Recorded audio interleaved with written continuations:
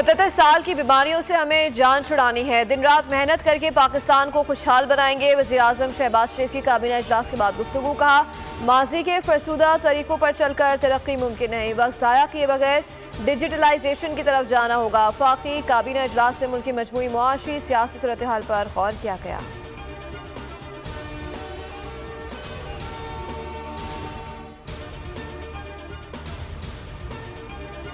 वज़ीर आला पंजाब मरियम नवाज की मियां चुनू में कौमी हीरो अरशद नदीम के घर आमद। अरशद नदीम से मुलाकात और मुबारकबाद पेश की। वज़ीर आला पंजाब की जानिब से ओलंपिक गोल्ड मेडलिस्ट को 10 करोड़ रुपए का चेक और कार इनाम में दी गई।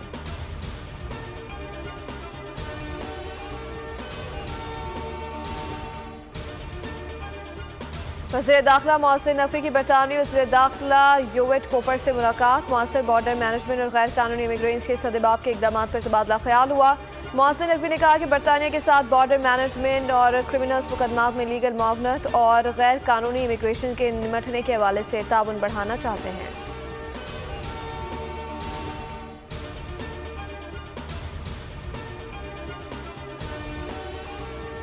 बिजली बिलों की अदायगी लोगों की बर्दाश्त से बाहर होती जा रही है। पाकिस्तान में सस्ती बिजली थरकोल से ही मुमकिन है। सीनियर सूबाई वजीर सिंध शर्जील मेमन की प्रेस कॉन्फ्रेंस। कहा, थरकोल प्रोजेक्ट को रद्द करने वाले कौमी मुजरिम हैं। पीपल्स पार्टी की क़यादत ने महंगी बिजली का मामला विफाक में उठाया।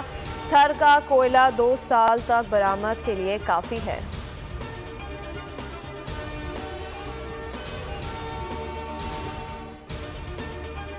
और पाक फौज ने साबिक DGI lieutenant general retired Faiz Hamid को फौजी तहवील में लेकर कोर्ट मार्शल की कार्रवाई शुरू कर दी। ISPR के मुताबिक पाक फौज ने सुप्रीम कोर्ट ऑफ पाकिस्तान के अहकामात पर अमल करते हुए टॉप सिटी केस में lieutenant general retired Faiz Hamid के खिलाफ शिकायत की तफसीली तहकीकात की, जिसके बाद पाकिस्तान आर्मी एक्ट के तहत तादीबी कार्रवाई का आगाज़ कर दिया गया। फैज हमीद रिटायरमेंट के बाद मुतादिद मौक़ों पर पाकिस्तानी आर्मी एक्ट की खिलाफ वर्जी के इल्ज़ामात साबित हुए हैं।